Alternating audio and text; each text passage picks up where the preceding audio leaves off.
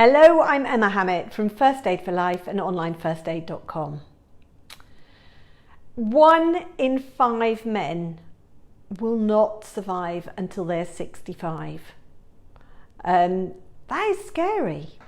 So 1 in 5 is going to die before they're 65. And what I want to go through is why that is the case, because I found that horrific when I was reading it, because I thought our life expectancy was a lot better than that. And not only that, the government's been doing a huge push on not just life expectancy, but in our morbidity, so how healthily we live.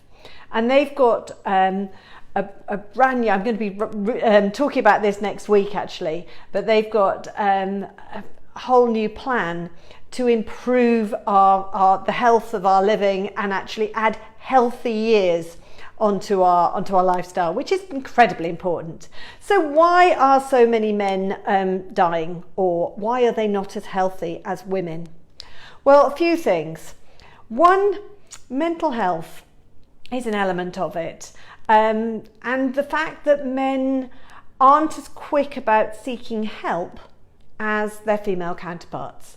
So things like weird bowel movements and things, they might not be as quick about going to their GP as women might to just get it checked out. They tend to bury it a little bit. Huge generalizations here, but it is a case. Now, it's been suggested that colloquial language that we use, such as, grow a pair, man up, suggests that actually being more in tune with your emotional side of things is not very manly. So maybe society needs to think about how it's addressing this. So mental health is an issue, not just the fact that there are many more men that commit suicide, which is horrendous to know. Also, men tend to drink more than women.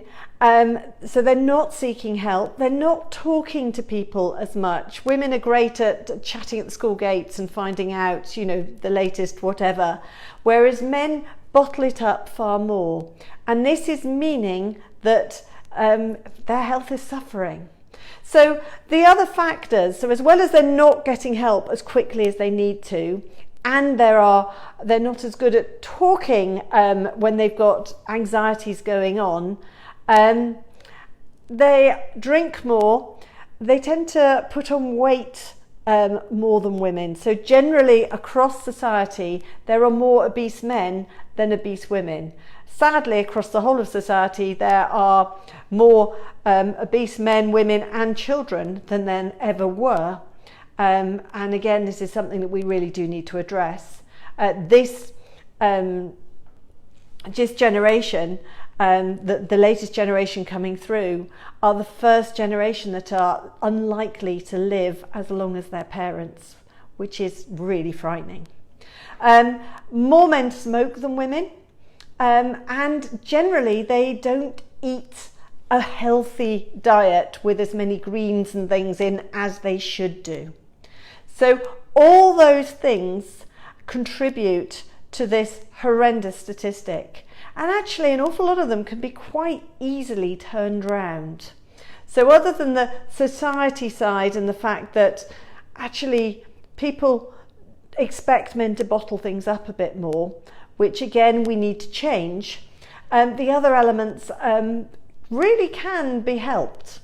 So the NHS offer a health check to all men over the age of 40, well, to all men and women over the age of 40. It's a free health check that your GP can do that looks at your risk factors, checks your blood pressure, just looks through, and they will have a proper chat and find out if there is anything underlying that they should investigate and catch early. Now, my brother had one of those tests and he also then got early signs and symptoms that he could have prostate cancer investigated incredibly early. And because he caught it so early, before the blood test was even registering properly, he was able to have his cancer treated really promptly and easily. So rather than having long radiotherapy, chemotherapy, whatever else he might have needed, It was a very, very different procedure. And likewise, I've had a friend who's had breast cancer, who again caught it before it was even showing up properly. So all these self-examination, self-awareness, understanding the very earliest signs and symptoms are really important. We've had another friend who sadly didn't get his colorectal cancer investigated as early as he might have done, he wished he had done in hindsight. And part of that is the embarrassment factor, and we get that. But actually, do you know what? If you go and see a health professional about something like that, it is not embarrassing, because we're used to it and we won't let it be embarrassing. We don't mind about you talking about poo and what it's like, and changes going to the loo, because that is what in our training we've been quite used to talking about. It's actually a normal thing that everybody does, and there's normal ways and abnormal things that you need to get checked out. And so if you did actually go and talk to someone, you'd find it wasn't nearly as embarrassing as you might feel it could be.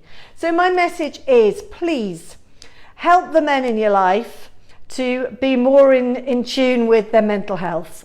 Help them to get help early, and help them to chat about their worries.